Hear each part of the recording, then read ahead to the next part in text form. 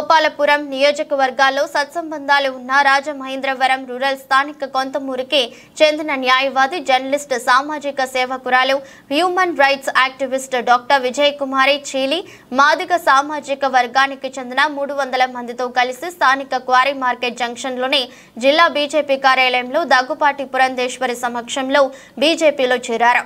ఈ కార్యక్రమంలో బీజేపీ నాయకులు రేలంగి శ్రీదేవి, రొంగల గోపి శ్రీనివాస్, పరిమి రాధాకృష్ణ, కురగంటి సతీష్, యనుముల రంగబాబు, కోడూరి లక్ష్మీ నారాయణ, అడబాల రామకృష్ణ, నిరుకొండ వీరన్న చౌదరి, ఆకుల శ్రీధర్, పడాల నాగరాజు, కాలేపు సాయిరాం, బూర రామచంద్రరావు, లక్ష్మీ ప్రసన్న, రజనీ వాణి, గుర్రాల వెంకట్రావు, కొండలరావు, ఉండ్రు కృష్ణ తదితరులు పాల్గొన్నారు।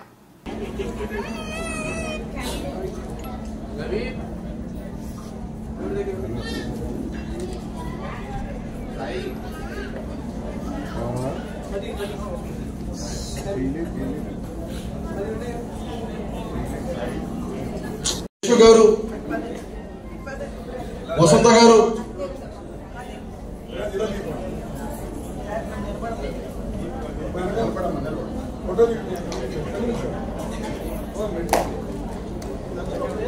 శ్రీ మద్దాల కొండలరావు గారు ఇలా సీతారామన్ జాయిన్ అవుతున్నారు।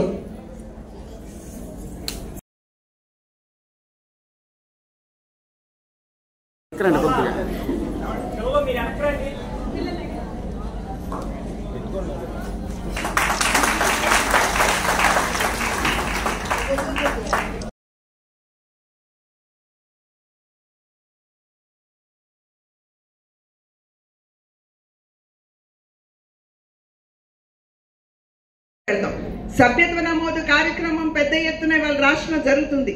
అద్భుతంగా ప్రజల నుండి స్పందన వస్తుంది। మేము వెళ్ళి ఎవరితో మాట్లాడినా కూడా లేదు అనకుండా భారతీయ జనతా పార్టీలో ఇవాళ చేరుతున్నారు సభ్యులుగా। ఇవాళ చూసినట్లయితే రాష్ట్రంలో 13 లక్షల సభ్యత్వం ఇవాళ భారతీయ జనతా పార్టీకి ఉన్నది కనుక మీరందరూ కూడా ఇంకా సమయం ఉన్నది, మనకి 10 రోజులు, మీరందరూ కూడా ప్రజల్లోకి వెళ్ళి భారతీయ జనతా పార్టీ గురించి, నరేంద్ర మోడీ గారి గురించి ప్రజలకి తెలియజేస్తూ మీరు కూడా పెద్ద ఎత్తున సభ్యులందరికీ కూడా కండువాలు వేసి మేము పార్టీలోకి స్వాగతించాం। కానీ కండువాలతో పాటు బాధ్యతలు కూడా ఉన్నాయి అని చెప్పి మీ అందరికీ కూడా నేను తెలియజేస్తున్నాను।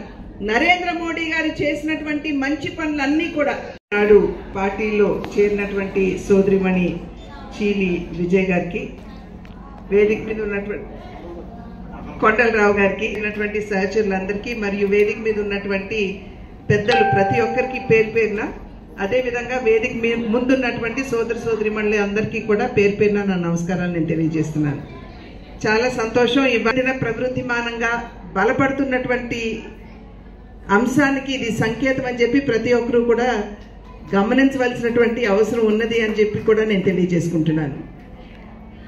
వారు పార్టీలోకి వస్తున్నటువంటి సందర్భంలో వారు నన్ను కలవడానికి వచ్చినప్పుడు విజయ్ గారిని అడిగాను, మీరు ఎందుకు పార్టీలో చేరాలనుకుంటున్నారు అని చెప్పి అడిగినప్పుడు నరేంద్ర మోడీ గారు దేశానికి చేస్తున్నటువంటి సేవ, రాష్ట్రానికి అందిస్తున్నటువంటి సహకారం, అదేవిధంగా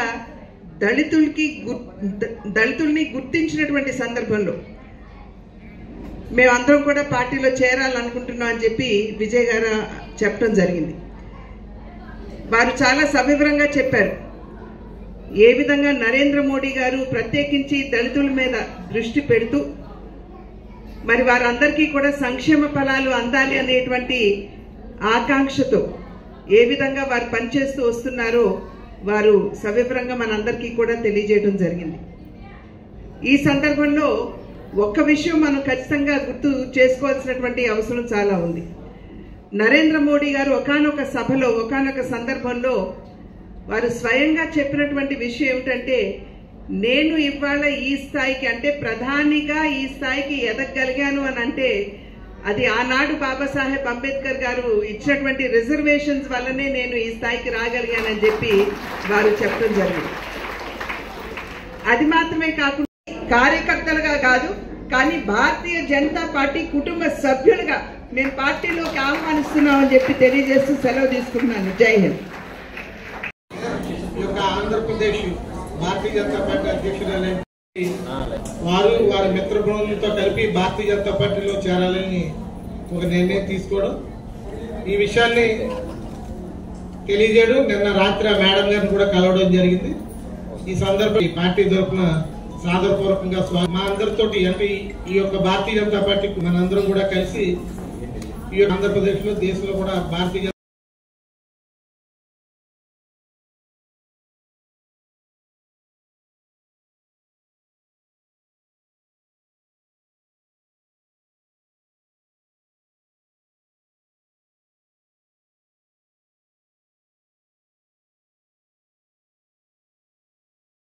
చీలి నేను సెక్రటేరియట్లో సుమారు 2 దశాబ్దాలుగా సీనియర్ జర్నలిస్ట్గా వర్క్ చేస్తున్నాను.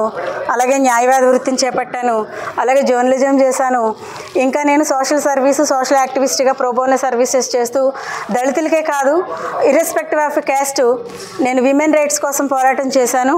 ఇక్కడ not only in India, all over India, not only in India, అటు దుబాయ్ కానీ, ఇటు జోహాన్స్బర్గ్ కానీ, ఇటు కెన్యా కానీ, ఇటు సౌత్ ఆఫ్రికా కానీ, ఎక్కడెక్కడైతే హ్యూమన్ బీయింగ్ అనే వాళ్ళు వైలెన్స్ గురవుతున్నారో, వైలేషన్ ఆఫ్ ఫండమెంటల్ రైట్స్ గురవుతున్నారో వాళ్ళ కోసం ఖచ్చితంగా నేను ఉన్నాను అని చెప్పి నేను ఫైట్ చేయడం జరుగుతుంది.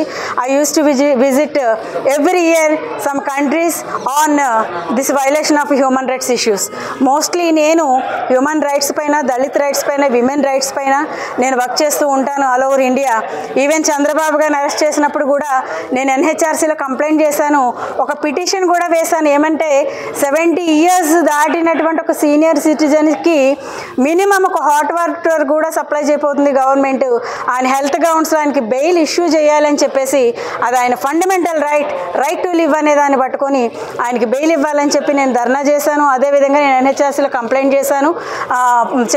యాక్టింగ్ చైర్పర్సన్ దాన్ని ఆవిడ పరిగణలోకి తీసుకున్నారు. దాన్ని ఇష్యూగా కూడా వాళ్ళు తీసుకున్నారు. ఇక నేను ఈ జర్నలిజం వృత్తి, ఈ న్యాయవాద, అలాగే ఈ సోషల్ యాక్టివిస్ట్ ఇవన్నీ చేస్తూనే ఇవన్నీ కాదు, ప్రత్యక్ష రాజకీయాలకు రావాలని ఒక నిర్ణయానికి వచ్చాను. ఎందుకంటే 30 ఏళ్లుగా మాదిగలు ఎదుర్కొంటున్నట్టు పోరాటం చేస్తున్నటువంటిది వర్గీకరణ అనేది ఏదైతే ఉందో దానికి మోదీ గారు ఒక ఫుల్ స్టాప్ పెట్టారండి.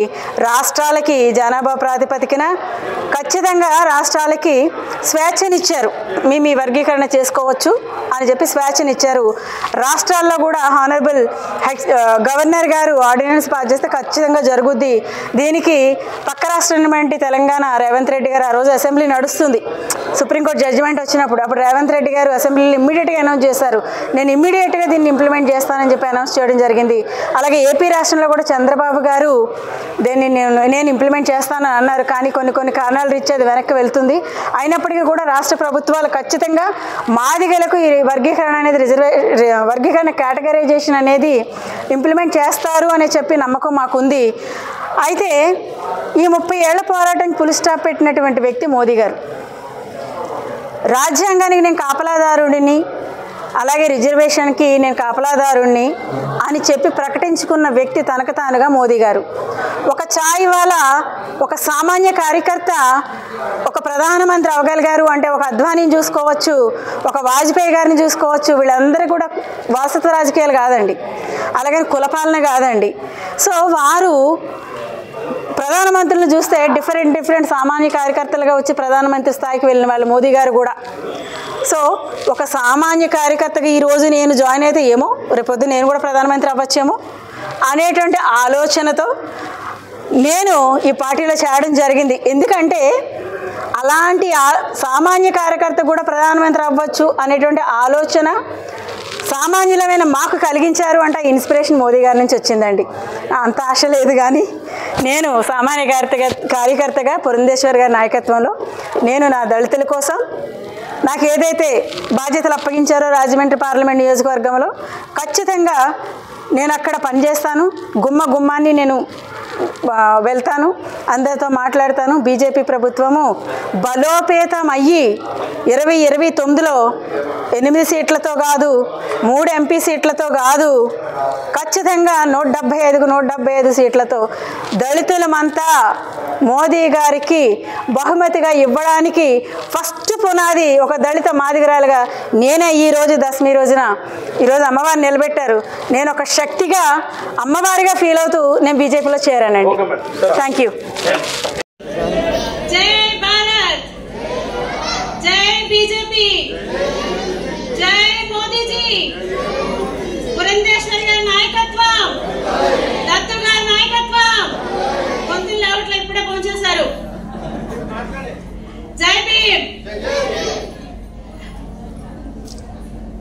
పితృదేవోభవ, మాతృదేవోభవ, పితృదేవోభవ, ఆచార్య దేవోభవ అని మనము నేర్చుకున్నటువంటి చదువు ఏదైతే ఉందో, మరి మా అమ్మగారిని నాన్నగారిని గుర్తు చేసుకుంటూ ఈ సమయాన్ని నేను వారు కాలం చేశారు. కానీ గురుదేవుల్ని treating as a guru because నేను ఈ పార్టీకి రావడానికి సంజయ్ వినయ్ జోషి గారు ఎవరైతే ఉన్నారో ఆయన రిఫరెన్స్ త్రూ నేను ఉన్నికృష్ణన్ గారు లాంగ్ ప్రాసెస్ అయింది మేడం. మొత్తానికి ఈ రోజు నేను బీజేపీలో ఒక సభ్యురాలు అయ్యాను. కాబట్టి